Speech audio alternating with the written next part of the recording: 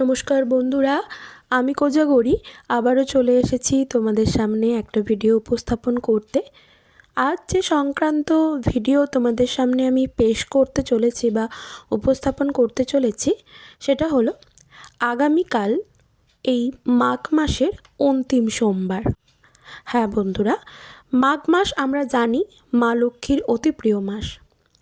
তাই এই মাসে শুধুমাত্র মা লক্ষ্মী বলে নয়, তুমি শিব বাবাকেও এই জিনিসগুলি অর্পণ করে তোমার মোক্ষ লাভ করতে পারবে। তুমি প্রচুর পরিমাণে টাকা রোজগার করতে পারবে, ধনধান্যে পরিপূর্ণ হবে তোমার সংসার, তোমার বাড়ি থেকে, তোমার জীবন থেকে নেগেটিভ এনার্জি দূরীভূত হবে। তাই আজ যেটা বলবো সেটা হলো আগামীকাল মাঘ মাসের অন্তিম মহা সোমবারে শিব বাবাকে পুজোর সময় এই জিনিসটি অর্পণ করো, তারপর মিরাকেল দেখো 5 দিনের মাথায়। হ্যাঁ বন্ধুরা, এটাই দৃঢ় সত্য কথা। তো চলো কি ব্যাপার সবই বলবো, আগে একটু ইন্ট্রোটা দিয়ে ফেলি। বন্ধুরা, আমি ওমের মা চ্যানেলে তোমাদের আবারও সুস্বাগতম। আশা করি সকলে খুব ভালো আছো, সুস্থ আছো, আমিও ভালো আছি। বন্ধুরা, আমরা কর্ম বা কাজ কেন করি, অর্থ উপার্জনই বা কেন করি? যার সহজ উত্তর হলো আমাদের বেঁচে থাকতে হবে সুস্থভাবে, সংসার সুন্দরভাবে সুস্থভাবে চালাতে হবে। কিন্তু কিছু ক্ষেত্রে দেখা যায় প্রচুর পরিশ্রম করার পরও আমরা অর্থের মুখ প্রায় দেখতেই পাই না। তার ফলে সংসারে দারিদ্রতা নেমে আসে, দারিদ্রতা লেগেই আছে, তারপর অসুখ বিসুখ তো আছেই। ফলে আমরা হাল ছেড়ে দিই, আমরা ভেঙে পড়ি দুঃখে। মনে হয় আর বোধহয় আমাদের সংসারের উন্নতি কোনো দিনও হবে না। কিন্তু সব কিছুরই একটি উপায় আছে।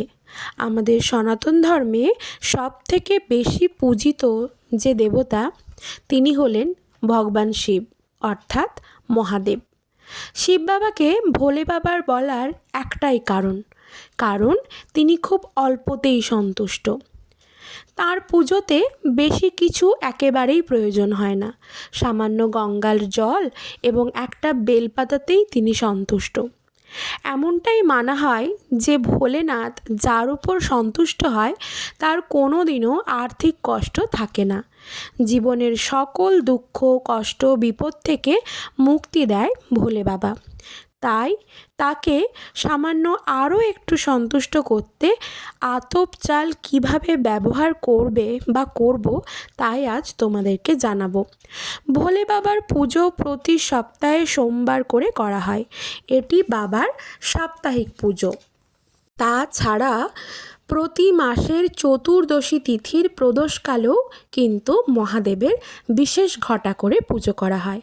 অর্থাৎ সন্ধেবেলায় এই প্রদোষকাল হলো যে কোনো দেবদেবীর পুজোর জন্য একেবারে সঠিক সময়। এটা রাতও নয় আর দিনও নয়। আমাদের সনাতন হিন্দু ধর্মে এই সময়টাকে খুবই শুভ বলে মনে করা হয়েছে। আমরা যে ভাবি বা মানি না, তবে আমরা যে অবাঙালি বন্ধুরা আছে আমার, তারা ভোলে বাবার বিশেষ পুজোর আয়োজন করে থাকে। শিব বাবার পুজো প্রায় রাত্রিতেই হয়, তাই আমরা শিব বাবার যে পুজোটা হয় ঘটা করে, সেটাকে শিবরাত্রি বলি। তাছাড়া প্রতি সোমবার পুজো ও 16 সোমবারের পুজো করে বা যারা প্রতি মাসে শিবরাত্রি পালন করে চতুর্দশী তিথিতে, তারাও কিন্তু এই আতপ চাল নিবেদন করতে পারে। কিভাবে সঠিক পদ্ধতিতে ভোলে বাবাকে অর্থাৎ মহাদেবকে আতপ চাল নিবেদন করবে, যার দ্বারা আমাদের সংসারে আর্থিক অসচ্ছলতা আর থাকবে না, চিরতরে লুপ্ত হবে, সেটাই বলবো। বহু সনাতন হিন্দুরা প্রতি সোমবার বা চতুর্দশীতে বা ফাল্গুন মাসের যে শিবরাত্রি পড়ে সেই সময়, বা যারা 16 সোমবার ব্রত পালন করেছেন, তারাও অনেকে শিব মন্দিরে গিয়ে চাল ও দই কিন্তু নিবেদন করে থাকেন। তবে অবশ্যই মাথায় রাখবে, চাল যে সর্বদা পরিষ্কার যেমন হয়, যে চালটা দেবে সেটা যেন সর্বদা পরিষ্কার হয়, আতপ চালটা যেন পোকা না থাকে, ভাঙা যেন না হয়, অক্ষত যেন থাকে।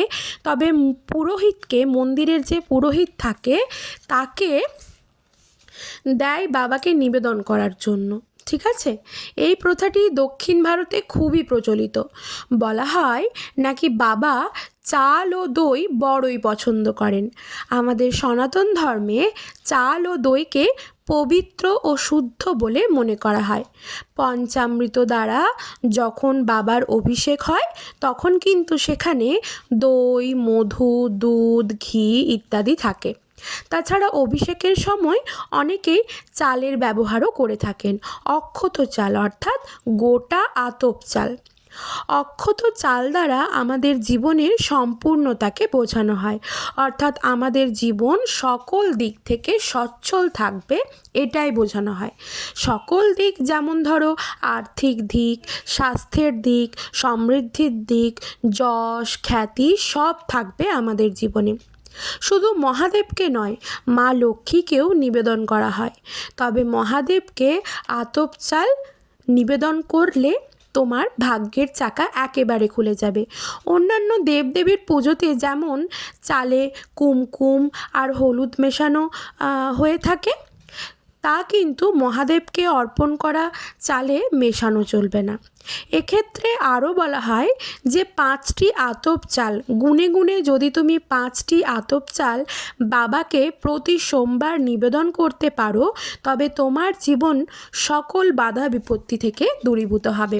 তাই বন্ধুরা, মাঘ মাস অতি শুভ মাস। এই মাঘ মাস চলাকালীন ভোলে বাবাকে অবশ্যই আগামীকাল অন্তিম সোমবার মাঘ মাসের 5টি চাল গুনে গুনে নিবেদন করো শিবলিঙ্গে। আরও একটি উপায় আছে। শিব পুজো মন্দিরে করতে যাবার সময় 1.5 কেজি চাল শিবলিঙ্গে কিন্তু অর্পণ করতে পারো। তবে পুজোর শেষে সেই চাল কোনো অভাবী বা ভিখারি বা কোনো দরিদ্র মানুষকে দিয়ে দিতে হবে। তবে কিন্তু সেটা আগামীকাল মাঘ মাসের অন্তিম সোমবার করতে পারলে ভীষণভাবে উপকৃত হবে তুমি। বন্ধুরা, দান জিনিসটি খুবই পবিত্র, তবে তা মন থেকে সর্বদা করবে। ঠিক আছে, তবেই তুমি ফললাভ করবে। তা আমাদের সনাতন ধর্মে মানা হয় যে দান করা মানসিকতা যেই মানুষের থাকে তার কোনো দিন অর্থের অভাব থাকে না। হ্যাঁ বন্ধুরা, আর দান যখনই করতে যাও তখনই কিন্তু চেষ্টা করবে সাধ্য ও সামর্থ্য অনুযায়ী দান করতে। সাধ্য ও সামর্থ্যের বাইরে কখনোই কিন্তু দান করতে যেও না। বন্ধুরা, এক্ষেত্রে আরও একটা কথা বলবো, আগামীকাল মাঘ মাসের অন্তিম সোমবার তুমি যদি চাও, অনেক দিন ধরে চাইছো যে তোমার বাড়িতে তুমি শিবলিঙ্গ প্রতিষ্ঠা করবে বা একটা শিবলিঙ্গ তুমি কিনে আনবে বাইরে থেকে, তোমার কাছে তুমি বাবার পুজো করো চিত্রপটে, তো তুমি চাইছো বাবার শিবলিঙ্গ কিনে আনতে। তবে শিবলিঙ্গের উচ্চতাটা যেন এমনই থাকে সেটা লক্ষ্য করবে। তোমার হাতের বুড়ো আঙুলের বেশি বড়, বুড়ো আঙুলের থেকে বড় যেন শিবলিঙ্গ না তুমি বাড়িতে আনো, এটা কিন্তু লক্ষ্য করবে। প্রথমে বাঁ হাতের তালুটা পাতবে, তার উপর ডান হাতটা মুঠো করে বুড়ো আঙুলটা বের করে ঠিক যতটা উচ্চতা হবে ঠিক ততটা উচ্চতা পরিমাণ এবং পরিমাপ করে শিবলিঙ্গ বাড়িতে কিনে নিয়ে এসে আগামীকাল অভিষেক করে মহাসোমবার তুমি বাড়িতে পুজো করতে পারো। শিবলিঙ্গ কিনে আনার পর, অভিষেক করার পর পুজো যখন করবে তখন বাবাকে শুদ্ধভাবে তো পরিষ্কার করে চান করালে, অভিষেক করালে অবশ্যই বাবার মাথায় শিবলিঙ্গে গঙ্গা জল অর্পণ করবে, ঢালবে। তারপর গোটা অক্ষত আতপ চাল 3 বার 1 চিমটি করে নিয়ে, একটু একটু করে নিয়ে বাবার মাথার ওপর দেবে, অর্থাৎ শিবলিঙ্গে অর্পণ করবে। এটাই মনস্কামনা জানাতে জানাতে অর্পণ করবে যে তোমার যেন প্রচুর অর্থ লাভ হয় বাবার কৃপায়, আর তোমার আটকে থাকা টাকা যেন সহজেই তুমি পেয়ে যাও। তবে বন্ধুরা মনে পজিটিভিটি রেখে কাজটা করবে।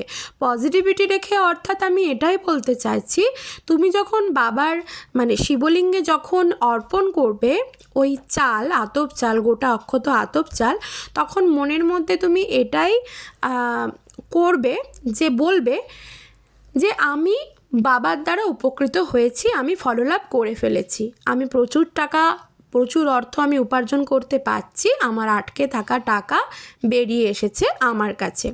বোঝাতে পারলাম? আর ভগবানের ওপর আস্থা বিশ্বাসটুকু রাখবে, তাহলেই দেখবে হাতে নাতে ফললাভ করবে। 5 দিনের মাথায় মিরাকেল ঘটবে তোমার জীবনে। তবে অবশ্যই বাবাকে লাল চন্দন দেবে, চেষ্টা করবে বাবাকে একটি অক্ষত বেলপাতা, আমি বলছি না 3খানা বেলপাতা দাও বা 5খানা দাও, অবশ্যই একটা হলেও অক্ষত বেলপাতা দেওয়ার চেষ্টা করবে, কারণ এখন এই সময় অক্ষত বেলপাতা প্রায় পাওয়া যাচ্ছে না। চেষ্টা করবে অক্ষত বেলপাতাটি নেওয়ার, তারপর সেটি ভালো করে জল দিয়ে ধুয়ে গঙ্গা জলে শুদ্ধ করে বেলপাতার প্রতিটি পাতায়, অর্থাৎ 3টে যে পাতা থাকে 3টে পাতাতে লাল চন্দন দিয়ে সেটি পুরোপুরি বাবার শিবলিঙ্গের ওপর অর্পণ করো। আর গোটা অক্ষত 3টি নীল অপরাজিতা ফুল বাবাকে অর্পণ করো, সাথে পারলে একটি লাল গোলাপ ফুলও বাবাকে অর্পণ করতে পারো। তুমি দেখবে এর দ্বারা তুমি ভীষণভাবে উপকৃত হচ্ছ, প্রচুর অর্থ লাভ করছো। তোমার বাড়িতে যদি রোগে জরাজীর্ণ কেউ থেকে থাকেন, তিনিও চটজলদি সুস্থ হয়ে উঠবেন। বন্ধুরা, সব কিছু আমাদের হাতে থাকে না। আমরা টাকা রোজগার করি, টাকা দিয়ে মানুষের সেবা যত্ন করার চেষ্টা করি, রোগ সারিয়ে তোলার চেষ্টা করি, কিন্তু ভগবানকেও তার সাথে ডাকতে হবে। অবশ্যই মনের মধ্যে পজিটিভিটি রেখে আর ভগবানের ওপর আস্থা বিশ্বাস রেখে তোমরা এই ক্রিয়াটি আগামীকাল সোমবার করো। সমস্ত কিছু কমপ্লিট করার পর 108 বার ওম নমঃ শিবায় এই মন্ত্রটি জপ করো। যদি জপমালা থাকে, রুদ্রাক্ষের জপমালা, তাহলে তো ভীষণই ভালো হয়। না থাকলে ঘড়ি ধরে 10 মিনিট ওম নমঃ শিবায়, ওম নমঃ শিবায়, ওম নমঃ শিবায় এই মন্ত্রটি জপ করো। তুমি দেখো 5 দিনের মধ্যে মিরাকেল ঘটবে। সবাই খুব ভালো থেকো, সুস্থ থেকো, সাবধানে থেকো। ভিডিওটি বেশি করে শেয়ার করো আপনজনদের সাথে। আজ আসি, আবারও দেখা হবে।